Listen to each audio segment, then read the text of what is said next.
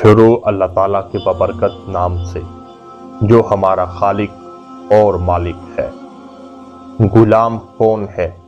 یمن کے ایک آدمی نے اپنے لڑکے کو سفر پر بھیجا تو اس کے ساتھ ایک غلام کو بھی روانہ کیا۔ راستے میں کسی بات پر دونوں میں جھگڑا ہو گیا۔ کوفہ پہنچ کر غلام نے دعویٰ کیا کہ یہ لڑکا میرا غلام ہے اور میں اس کا آقا ہوں۔ یہ کہہ کر اس نے لڑکے کو بیچنا چاہا۔ جب یہ مقدمہ حضرت علی المرتضیٰ رضی اللہ تعالی عنہ کی خدمت میں پیش ہوا تو آپ نے اپنے خادم سے فرمایا، کمرے کی دیوار میں 2 بڑے سوراخ بناؤ اور ان دونوں سے کہو کہ اپنے اپنے سر ان سوراخوں سے باہر نکال لے۔ جب دونوں نے اپنے سر سوراخوں سے باہر نکال لیے تو حضرت علی رضی اللہ تعالی عنہ نے خادم سے فرمایا، نبی کریم صلی اللہ علیہ وآلہ وسلم کی تلوار لے آؤ۔ خادم تلوار لایا تو آپ نے خادم سے کہا کہ غلام کا سر کاٹ ڈالو۔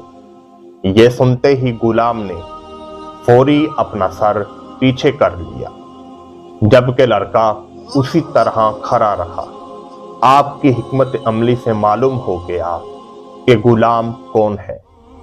ایک مرتبہ حضرت علی رضی اللہ تعالی عنہ کے پاس ایک شخص کو چوری کے الزام میں لایا گیا۔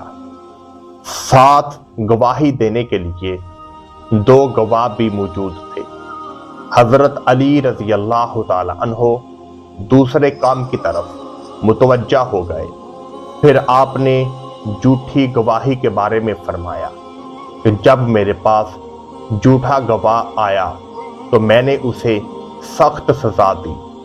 کچھ دیر کے بعد آپ نے ان دونوں گواہوں کو طلب کیا تو معلوم ہوا کہ وہ دونوں گواہ پہلے ہی فرار ہو چکے ہیں، لہٰذا آپ نے ملزم کو فوری بری کر دیا۔